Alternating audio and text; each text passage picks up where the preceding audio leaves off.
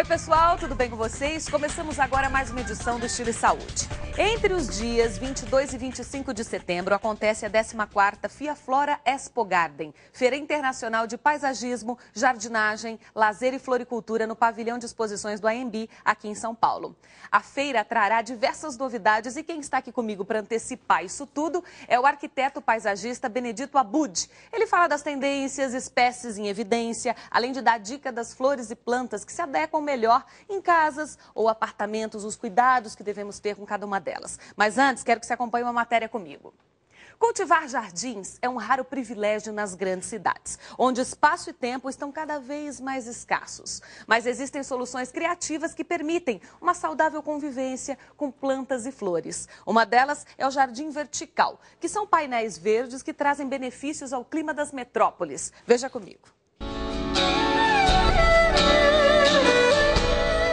Os bambus reforçam o clima oriental desse restaurante japonês que fica em São Paulo. Mas é na entrada, numa área dedicada à espera dos clientes, que está uma das maiores tendências da arquitetura atual, o jardim vertical. Esse é um projeto de uma empresa gaúcha. A gente coloca as mudas enquanto ele ainda está na horizontal. Depois que ela já enraizou, a gente pode colocar ele na vertical. O jardim vertical é uma parede verde, geralmente feita em lugares com pouco espaço para um jardim tradicional. Começou pelas mãos do nosso querido Burle Marx. Ele foi o idealizador do conceito de explorar os espaços verticais para o cultivo de plantas ornamentais. Isso até antes de eu nascer. A técnica de Gica consiste em fazer painéis cheios do que ela chama de porta-plantas, uma espécie de vaso com material ultra resistente à ação do sol, da chuva, a rajadas de vento. Cada porta-planta é preso por um gancho e dentro dele fica um bico por onde a água goteja. A rega é toda automatizada. Só é preciso colocar água no reservatório e programar quantas vezes por semana e durante quanto tempo as plantas serão irrigadas. Independente da técnica, os benefícios que o jardim vertical pode trazer são muitos. Ele atende a algumas funções importantes. Uma é como quebra-som. Ele vira uma barreira acústica que diminui o barulho. No caso, nós temos uma avenida enorme aqui que isso aqui vem a calhar. Nessa parede, que é de mais ou menos 12 metros quadrados, esse pedaço já é suficiente para dar uma refrescada no ambiente, para aumentar a umidade dele? Já, com certeza. Esse é um dos benefícios, né? Essa umidade que a ecoparede traz para os ambientes é um dos benefícios, né? Diante de todos os benefícios que o jardim vertical traz, existem os benefícios de que a natureza nos conforta a nossa alma, conforta nosso coração. Imagine uma cidade toda revestida de plantas.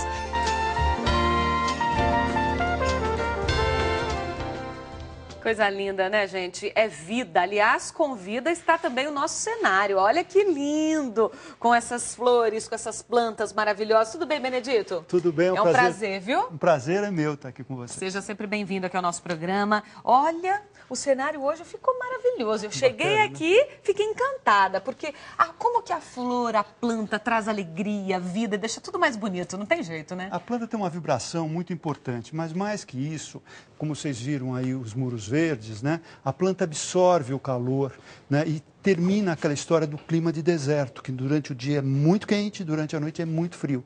Então, São Paulo, a gente precisa ter um pouco de cuidado, porque nós já estamos tendo essas bolhas de calor. Sim. Né? E a vegetação tem essa condição de absorver o calor durante o dia, deixando o ar muito mais fresco, e inclusive através da evapotranspiração, a poluição diminui e a planta, então, aparece de uma forma importante na paisagem. Ou seja, além de ser linda, ainda traz uma melhor qualidade de vida para a gente, né? Uma melhor qualidade de vida, uma melhor qualidade de clima, uma melhor qualidade de ar, uma melhor qualidade de saúde também, que é fundamental. Agora, quais são as novidades aí da Expo Garden? Essa feira que acontece trazendo, né, essas coisas, essas plantas maravilhosas, tudo que há de floricultura, lazer, jardinagem, paisagismo? Então, a Expo Garden traz aquilo que há de tendência no Brasil nesse momento. Por isso que é importante as pessoas virem de fora para cá, assim como isso realmente acontece. Então, nós temos os estandes vendendo plantas, vendendo materiais, vendendo ferramentas, vendendo aquilo que há de mais moderno em termos de lazer e de paisagismo também. E, paralelamente a isso, acontece o Congresso. O Congresso que também discute com os profissionais aquelas tendências que estão acontecendo no mundo nesse momento. Entendi. Do que temos aqui, por exemplo, eu logo que cheguei, né, me chamou muita atenção essa orquídea azul. Ainda comentei com ele, falei assim, mas como ela é branca, depois é feita em laboratório, como é que funciona? E você me disse que não. Isso é uma orquídea que ela é, vamos dizer assim, ela é especialmente preparada e ela é azul mesmo. É né? lindíssima, mas é raríssima também. É raro porque isso é feito em laboratório, né? Mas é uma planta natural. Isso é muito bacana, né? E a gente tem as outras orquídeas também, que são nossas, como as olhos de boneca, né? Que são os dendróbios. Nós não temos aqui, mas temos as chuvas de ouro, que são bem brasileiras, as amarelinhas, que são maravilhosas. Temos os epidendros, que acontecem naquelas áreas mais secas também, que são orquídeas maravilhosas, muito pequenas, mas elas dão encachos grandes e são muito rústicas, funcionam muito bem. A vantagem de a gente usar orquídeas brasileiras nos jardins é que elas estão muito mais adaptadas, elas são muito rústicas, elas florescem muito bem. Sim. Então, a gente sempre precisa utilizar a vegetação, como disse a Gica, já falou sobre o Burle Marx, está certo? Que nos ensinou e nos mostrou como era importante aquele matinho que as pessoas não valorizavam, transformar aquilo numa planta especial no jardim. Né? E a forma de utilização é que é importante. Agora, eu queria que você desse uma pincelada e falasse um pouco para quem está em casa, né? Principalmente a gente que mora em São Paulo ou em grandes capitais, que convive com poluição, com, né, todo esse caos que às vezes a gente vive aqui. Dá para ter planta dentro de casa, se você mora num apartamento, ou mesmo quem mora em casa, a planta se acostuma bem também à poluição, a esse clima desértico que nós estamos atravessando agora nesses dias mais secos? Planta é um ser vivo, né? E é um ser maravilhoso que você precisa, obviamente, adaptar, saber mais ou menos de onde ela veio, para que a gente saiba como aplicá-la da melhor forma. Então, se uma planta, por exemplo, como essa, tá certo? Que é uma liquala. Ela é uma planta de subbosque. Nossa, ela parece de mentira. Olha, não, gente, mas ela papel. É de verdade. Ela tem um leque sim. fantástico. E ela é de subbosque, ou seja, ela nasce em locais semi-sombreados. Então é importante que a gente continue colocando elas em locais semi-sombreados. Já outras são mais de sol, né? Como essa palmeira que nós estamos vendo aqui, tá? Que é o Trachycarpus. Agora, por exemplo, uma jabuticabeira ou uma pitangueira como essa, nós podemos já utilizar na meia sombra, numa varanda, por exemplo. Mas você tocou num ponto que é muito importante. Normalmente as pessoas, elas nos perguntam, que planta eu uso dentro da minha casa? E eu acho o seguinte, o começo não é pela planta. Tá? Eu gosto dessa planta, eu vou usar essa planta. O importante é você ir na sua casa, ver aonde são os melhores lugares para você usar. Por exemplo, você vai numa varanda de um apartamento, tá certo? Que hoje os apartamentos, as varandas estão muito grandes, porque as pessoas querem usar a varanda assim como usam sua varanda de casa de campo, sua varanda de praia. Só que é muito difícil hoje as pessoas se deslocarem dos grandes centros para a praia e para o campo. Então a varanda começa a ser um elemento muito importante para você reunir a família, fazer o seu churrasquinho, né? Fazer a sua bebidinha no final de semana. E como é que você coloca a planta na sua varanda? A melhor forma é você chegar na sua varanda e olhar a paisagem, aquilo que você enxerga da sua varanda.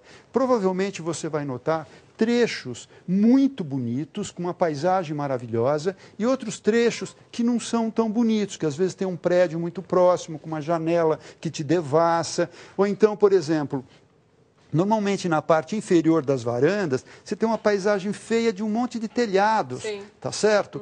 Então, qual é o grande segredo? É você procurar usar a vegetação, não apenas para embelezar, mas também embelezar, mas escondendo as coisas feias. Por exemplo, naquela parte inferior, se você usar plantas baixinhas, como o xanadus, por exemplo, são filodendros baixinhos, tá certo? Outras plantas, aqui, né? Esse aqui, ou então o pacová, que está ali, que é outro filodendro. Mas o pacová é mais baixinho, não? Não, ele fica alto É aquele, também, ele né? fica alto. Então, se você colocar... Gente, pacová é esse aqui, ó. Isso. Se tiver um pouco de sol, você pode usar uma lavanda, por exemplo, que tem um perfume delicioso, que está aqui, nesse caso está sem flor, mas ela floresce, tem um perfume muito gostoso e acalma, né? Diz A lenda que se você passar a mão na lavanda, você vai desestressar. Deixa eu passar, então. Diz a lenda, né? Agora precisa ter um pouco de fé. Isso aí é fé, né? Isso um pouco de fé. Vamos com fé. Vamos ficar calminho.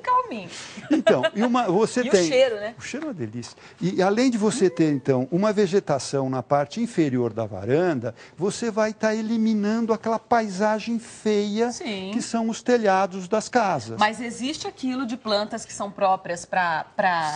eu acho que não existe assim, própria para apartamento e para casa. Existe própria para sombra e para sol. Sombra e para sol. Ou seja, para dentro de casa e fora de casa. Isso. As de sombra, normalmente, são plantas que nascem debaixo de árvores na natureza.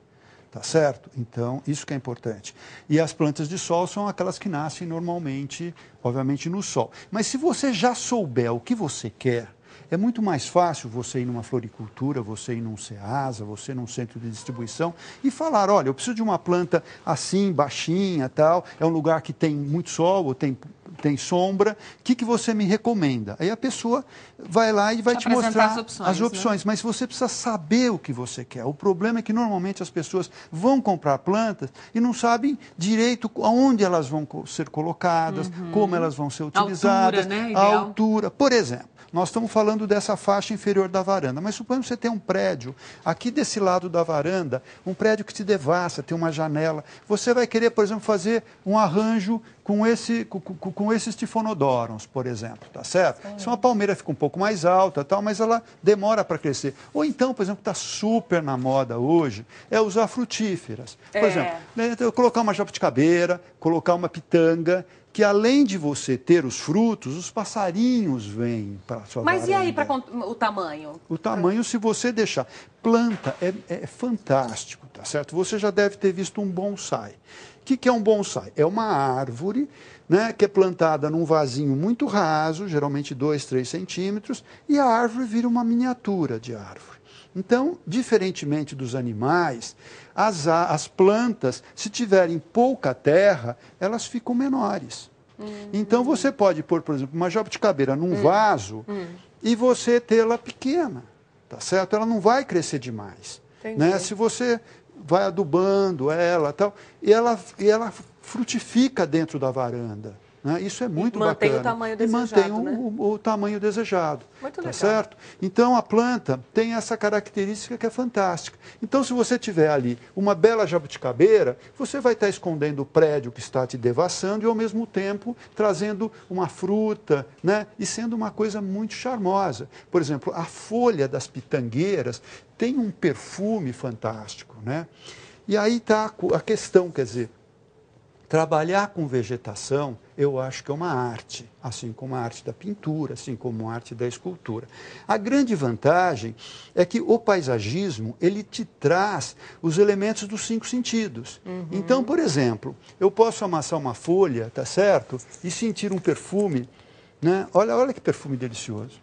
Tá certo? Nossa, muito dessa bom. pitanga. É muito gostoso. Muito bom. Então, você tem os aromas, você tem a visão, você tem o paladar, você tem o tato, que você toca nas plantas, as texturas, né? Elas são diferentes, tá certo? Então, você tem praticamente isso. E você tem a audição. Mas você fala, mas a planta não tem barulho. Mas o pássaro que ela traz te traz a música, tá certo? Então, você coloca uma fontezinha, uma aguinha, né? Existem alguns comedouros, por exemplo, de pássaro, que tem algumas fontezinhas, aí você coloca ali as frutas de época e vem passarinho até no 30º andar eles chegam. É maravilhoso, né? Agora eu queria que você mostrasse pra gente o que são os pisos permeáveis. Então, Amanda, pisos permeáveis são materiais que foram desenvolvidos aqui no Brasil. Aliás, nós incentivamos muito que isso acontecesse, porque nós temos grandes problemas de enchente no Brasil. E o piso permeável, ele parece um piso normal, né? Daqui a pouco vocês vão ver com mais detalhe, mas na verdade ele é todo furadinho. Deixa eu mostrar melhor um aqui. E ele faz com que a chuva, por exemplo, caia e ao invés dela escorrer indo para as áreas mais baixas da cidade e fazendo as enchentes, esse piso, a água penetra, a água cai e ele é assentado sobre brita, sobre pedrinhas e areia, né, não sobre cimento, a água cai sobre ele e penetra no solo. Que legal. Então, por exemplo, isso você pode fazer calçadas, você pode fazer até algumas ruas. Ele só não permite hoje ainda caminhões de bombeiro passar sobre ele, tá certo? Se bem que o que vai ser feito, colocado na rua é um piso mais espesso, na verdade. Esse aqui é mais para calçadas. Mas carros já passam sobre eles tranquilamente. E uma pessoa de salto alto pode andar, um cadeirante, uma pessoa de bengala pode usar, diferentemente desses pisos que tem aquelas graminhas internas, que é mais difícil uma pessoa com bengala, por exemplo, andar. Então o benefício dele para as grandes cidades seria isso, por conta da enchente, por causa das desses enchentes, problemas mas você imagina, temporais. E outra coisa, por ele ser poroso, ele absorve muito calor também, ele não irradia tanto. Entendi. Tá certo? Ele tem o mesmo papel, por exemplo, dos muros verdes, ele não irradia calor. Isso é muito importante para cidades como São Paulo, que tem as famosas ilhas de calor, que numa área de parque ou numa área central chega a ser até 6 graus pior. Ou seja, se está frio, é 6 graus mais frio. Se está calor, é 6 graus mais quente. É muita coisa. E esse piso, ele é fantástico por causa disso. Nós temos, em São Paulo, por exemplo, nós temos 60 mil quilômetros de calçadas. Então seria muito piso, muito bom, né? E é um piso que hoje já está a um custo bastante competitivo. E é muito uma mais caro que o outro?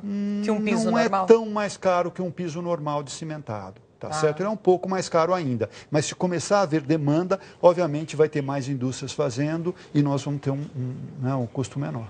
É verdade, é isso mesmo. E o que são, como é que funcionam os jardins impermeáveis? Então, veja bem, quando você tem, por exemplo, vamos imaginar que esse chão aqui seja uma laje da sua casa. Hoje a tendência é você fazer tetos verdes. Por quê? Você tem uma casa num terreno e hoje os terrenos custam muito caros, tá certo? Eles são muito difíceis de serem obtidos. E normalmente você faz a casa e ela ocupa grande parte desse terreno.